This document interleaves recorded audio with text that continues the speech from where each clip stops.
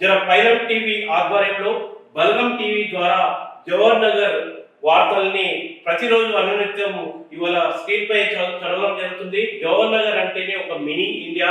దేశం వ్యాప్త అనేక రాష్ట్రాల నుంచే కాకుండా తెలంగాణ నుంచి చుట్టుముట్టు జిల్లాలతో పాటు ఆంధ్రప్రదేశ్ రాష్ట్రాల నుంచి ఇక్కడ వలస వచ్చి ఇక్కడ ఉన్నటువంటి పరిస్థితి. అట్లాంటి జవహర్ నగర్ లో అనేక సమస్యలు ఉన్నాయి. డంపింగ్ యార్డ్ అనే ఒక గుదిబండ జవహర్ నగర్ ప్రజలపై ఉంది. అటు దమ్మాయి కూడా వాసన కావచ్చు, చుట్టుముట్టు కాప్రా, కీసర, ఈ మొత్తం అందరిని అందరి ఆరోగ్యాలతో చెలగాటమాడే డంపింగ్ యార్డ్ ఇక్కడే ఉంది. అనేక సమస్యలకు నిలవైనటువంటి జవహర్ నగర్ సంబంధించి ఒక ప్రత్యేకమైనటువంటి దృష్టితో వార్తలు ప్రసారం చేయబోతున్నాం. జవహర్ నగర్ తో పాటు మేడ్చల్ జిల్లాలో ఉప్పల్ నియోజకవర్గం, తర్వాత ఇక్కడ ఉన్నటువంటి అనేక గ్రేటర్ హైదరాబాద్ మున్సిపల్ కార్పొరేషన్ పరిధిలోకి వచ్చిన వార్తలు కూడా చదవబడతాయి. మీరందరూ ఆదరించండి. ముందుగా మనం నమస్తే తెలంగాణకు సంబంధించి ఉప్పల్, మల్కాజ్గిరి, మేడ్చల్ సంబంధించిన వార్తలలో మనం ఫస్ట్ జవహర్ నగర్ వార్తలతో మొదలు పెడదాం. ఇక్కడ చూసినట్లయితే బడిటి పిల్లలను బడిలో చేర్పించాలి, పిల్లలను బడిలో చేర్పించాలి అనే ఒక ప్రధాన వార్తా ఐటమ్ మనకు నమస్తే తెలంగాణలో వచ్చింది. జవహర్ నగర్ ప్రభుత్వ ఉన్నత పాఠశాల ఇన్ఛార్జ్ హెడ్ మాస్టర్ గోపాల్ ఆధ్వర్యంలో బడిబాట కార్యక్రమాన్ని ఇలా మొదలు పెట్టారు. ఈ బడిబాట కార్యక్రమంలో ఇవాళ ప్రధానంగా బడిగిరి పిల్లల్ని బడిలో చేర్పించాలని ఒక ప్రధానమైనటువంటి ఐటమ్, ఒక వార్తాంశం వచ్చింది.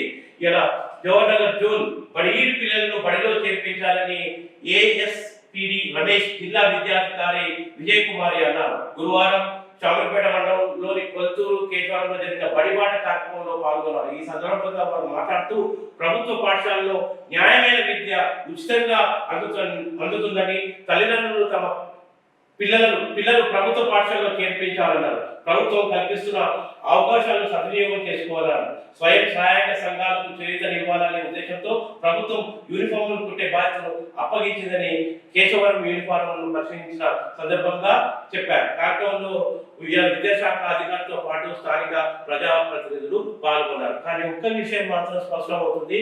ఇలా ప్రభుత్వ పాఠశాలలకు ఇలా బడ్జెట్ లో ఎక్కువ నిధులు కేటాయిస్తే, విద్యాశాఖకు ఎక్కువ నిధులు కేటాయిస్తే ఓ కార్పొరేట్ తరహాలో ఒక ప్రపంచ ప్రసిద్ధిగాంచినటువంటి విద్యా సంస్థల లాగా ఇక్కడ కూడా అటువంటి విద్యా సౌకర్యాన్ని కల్పిస్తే పిల్లలు చాలా చక్కగా చదువుకోబడతారు. కేవలం బడ్జెట్ లో తక్కువ నిధులు కేటాయించడం ద్వారా అరకొర వసతులతో మొత్తం స్టాఫ్ పరిపూర్ణమైన స్టాఫ్ లేకుండా, టీచర్స్ లేకుండా, అందులో ఉన్నటువంటి పనిచేసే యంత్రాంగం లేకుండా ఇలా ప్రభుత్వ పాఠశాలను కొనసాగడం ద్వారా విద్యా నాణ్యత లోపిస్తుంది. తద్వారా ప్రైవేట్ పాఠశాలను ఆశ్రయిస్తున్నారు. లక్షలాది ఫీజులు తల్లిదండ్రులు చెల్లించడం ద్వారా ఇవాళ వాళ్ళకు ఉదిబండగా మారింది తల్లిదండ్రులకు. మరి నూతన ప్రభుత్వం, రేవంత్ రెడ్డి ప్రభుత్వం ఇలా విద్యాశాఖకు అత్యధిక నిధులు కేటాయిస్తూ కార్పొరేట్ విద్యా సంస్థలకు ధీటుగా ఇలా ఈ ప్రభుత్వ పాఠశాలను తీర్చిదిద్దే ఒక స్వార్థకం అనేది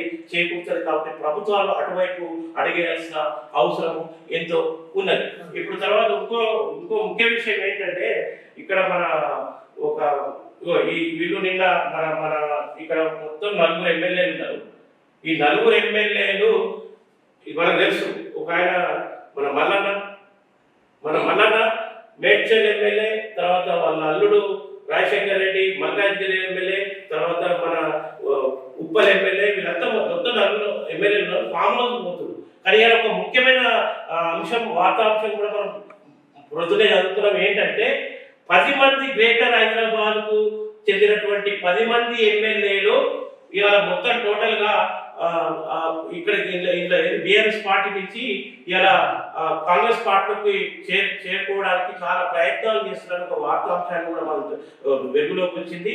బిఆర్ఎస్ అధినేత కేసీఆర్ ను కలిసిన ఎమ్మెల్యేలు ఇవాళ ముఖ్యమైన వార్తాంశంగా దీన్ని చూడొచ్చు. ఒకవైపు మన మేడ్చల్ ఎమ్మెల్యే చామకూర మల్లన్న, తర్వాత ఆయన అల్లుడు రాజశేఖర్ రెడ్డి, తర్వాత మన ఉప్పల్ ఎమ్మెల్యే బండారు లక్ష్మారెడ్డి గారు, ఈ ఎమ్మెల్యేలు అందరూ కూడా ఇక్కడ బిఆర్ఎస్ అధినేత కేసీఆర్ ఎర్రవల్లిలోని ఆయన నివాసంలో గురువారం పలువురు ఎమ్మెల్యేలు మర్యాదపూర్వకంగా కలిశారు. కేసీఆర్ కలిసిన వాళ్ళు Medchal MLA Chamakura Mallareddy, Uppal MLA Bandari Lakshmareddy, Malkajgiri MLA Marri Rajashekar Reddy, LB Nagar MLA Devireddy Sudheer రెడ్డిలు ఉన్నారు. ఒక అనుమానం అయితే కలుగుతుంది. ఏంటి అంటే నిన్న ప్రధానంగా ఈ రోజు అన్ని పత్రికల్లో కూడా ఒక వార్తలు ప్రసారమైనవి. ఏంటి అంటే ఇలా గ్రేటర్ హైదరాబాద్ కు చెందినటువంటి 10 మంది ఎమ్మెల్యేలు బిఆర్ఎస్ పార్టీని వీడి కాంగ్రెస్ లో చేయడానికి విశ్వ ప్రయత్నాలు చేస్తున్నారనే సమాచారం వస్తుంది. అంటే ఎప్పుడైతే బిఆర్ఎస్ పార్టీ అసెంబ్లీ ఎన్నికల్లో ఇవాళ అధికారం కోల్పోయినాక కొంత ఆశ ఉంటే గ్రేటర్ హైదరాబాద్ లో మేము అత్యధిక సీట్లు గెలుచుకున్నాము, దీంతోనన్నా కొంత ముందుకు వెళ్ళగలుగుతామని అనుకున్నారు. కానీ హఠాత్తుగా ఇవాళ పార్లమెంట్ ఎన్నికల్లో మొత్తం రాష్ట్ర వ్యాప్తంగా ఒక్క సీటు కూడా రాలేదు.